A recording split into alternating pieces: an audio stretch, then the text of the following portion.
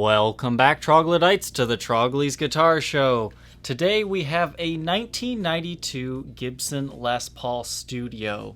These 90s studios are pretty much the best studio money can buy if you're looking for a guitar that's built traditionally, but yet it still has the extra flair of like some of the higher end models. Now, why do I say this? Because in the early 90s, they still retained the Ebony fretboards. Nowadays, it's really hard to find Ebony on a Gibson due to all the CITES restrictions. It's just really hard for businesses to get their hands on lots of Ebony unless they've had it stored away for years. But in the 90s, we didn't have those issues, so Gibson was really loose as far as what got an Ebony fretboard and what didn't. So these guitars are kind of like mini Les Paul Customs, except for you don't have the fancy binding on them. And for many people, that's what makes these guitars fantastic. Binding sure is beautiful, but honestly, it kind of gets in the way of playing sometimes. It gives the body a sharper edge to it. Sometimes the fret nibs can cause the strings to get caught in it. But it sure does look good, and that's why Gibson has done it for so many years. Stock, these guitars come with a 490R, 498T combo. They're kind of your traditional pickups. They still use them in customs today. They're a little bit hotter than a PAF, but not so overly hot like the 496R 500T series. They still feature your maple top and mahogany back with mahogany necks. And the neck profiles on these are usually kind of like a medium neck profile. They're very 50s rounded without being overly fat. You can kind of see that right here. Now you're going to notice this guitar has some changed parts on it, such as the pick guard as well as the truss rod cover.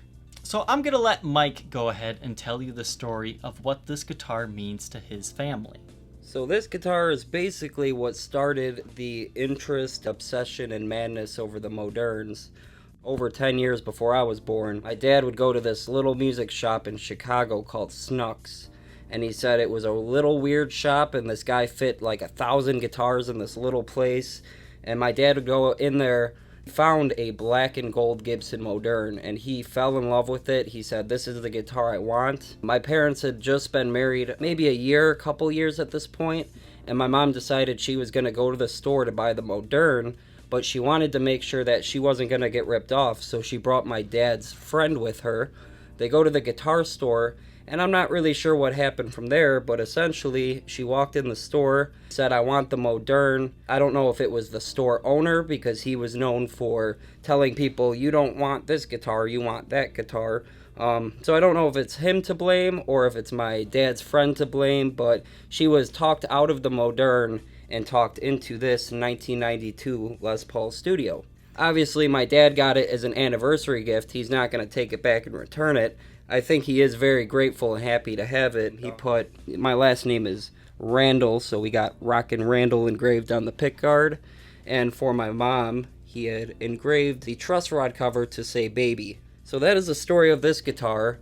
And since he never got his hands on the Modern A, he always told it to me as the story of this guitar, that the one that got away for him. So that started my hunt, and I had to find him and get him for myself.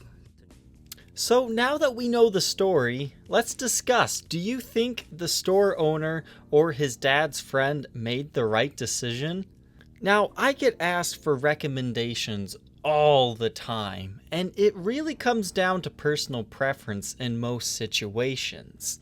If the wife of a guy came to me looking for a great anniversary guitar, and it came down between a Moderne and a Les Paul Studio from the 90s, I might have made the same recommendation simply because I don't know what this guitar guy likes, and a Les Paul is a little bit more traditional. Now, on the other hand, if money's no object, I would say the Moderne probably has the better investment potential, and it also has the very nice Tim Shaw PAFs in it. So I think as far as a great playing guitar that you don't have to worry about, the Studio is definitely the way to go. But let me know your thoughts in the comments section below.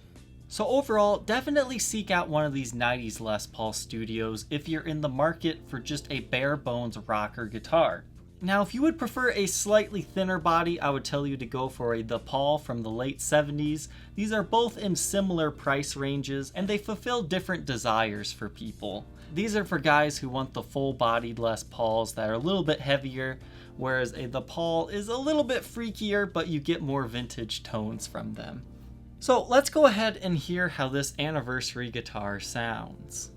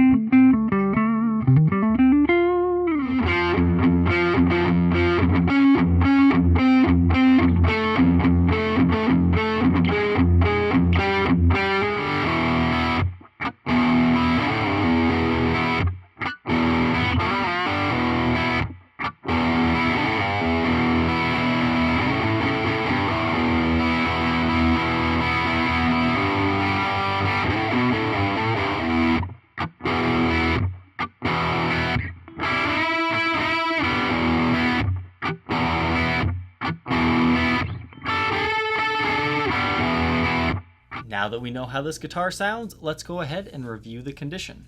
Now you can definitely tell this guitar has been played over the years, but has been lovingly cared for. You've got some light scratches on the face of the headstock and some light nicks and dings, but nothing too majorly bad. Again, the truss rod cover is engraved Baby, and you still retain the original nut. The frets do show some minor fret wear, but honestly they're in really good shape. What I like about these inlays is they have a slightly green tint to them. Not overly green like the classic series kind of did in this era, but just enough to really help contrast against the finish of this guitar. I will tell you that playing this guitar, it feels so smooth. This is an excellent playing guitar. Now you've got some nicks and dings on the face of this guitar, and well, it's a black guitar, it's going to show all these polishing scratches and swirls. That's just part of the black guitar ownership. However, for the most part, it was definitely well taken care of.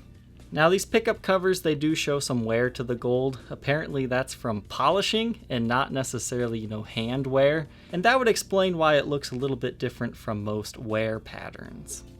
Back of the headstock, serial number is 92662482, made in USA. You still have your original Gibson Deluxe tuners on here. Now there are no breaks, cracks, or repairs to this one, but you've got some light wear and tear to the neck. Nothing too extreme though. The back of the guitar has honest play wear, a little bit of buckle worming, but no major patches of buckle rash or anything. You've got some fingerprint marks from me handling it as well. The sides of the guitar are in very similar shape to the rest, but there's one thing we need to go over here, is the bottom strap pin. Apparently this guitar was dropped or something, and the pin got impressed into the finish. Now that has since been repaired, we'll see it under Blacklight, but just looking at this guitar like this, unless you know about it, you can easily miss that. The only evidence I see is you can kinda still see the mahogany a little bit right here. But other than that, the sides of the guitar are in average played condition. Now we'll do a blacklight test. You can see that the face of the guitar is glowing a green color the way I would expect to see. The sides of the guitar also glow, and here you can see that touch-up area I was talking about right by the strap pin. But everything else on this guitar is glowing the way I would expect to see. Here's the back. Now it's kind of interesting, there must have been a sticker on the back of this at one point in time, because you can see it glows a slightly different color right here, and that's usually what that means, but it's probably been gone for a while now. The back of the neck, you can see there's a little bit of stand rash right here from a non-nitro safe stand. Once again, you can really only see that under Blacklight. But thankfully there are no breaks, cracks, or repairs to this guitar. The face of the headstock is also glowing the way I would expect to see. This guitar has a non-original case. It's a pretty good case though and fits the guitar well. You've got some light wear and tear, but you do still have the latches and handles present. This case is actually made very similar in style to an Epiphone case. It's kind of got that gray charcoal interior to it, and it was also made in Canada, as you can see here on the pull tab for the compartment lid. And inside the case are 2 Good Luck Felix the Cat charms.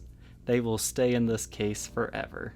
Now, if you think this guitar is for you and you want to buy it, too bad. It's kind of a family heirloom. However, if you contact me on my Facebook page, facebook.com/Troglys, Troglys, I can help you find a similar styled 90s Les Paul Studio. Thank you for watching, Troglodytes. Don't forget to like, comment, and subscribe, and we will see you tomorrow on the next episode. Take care.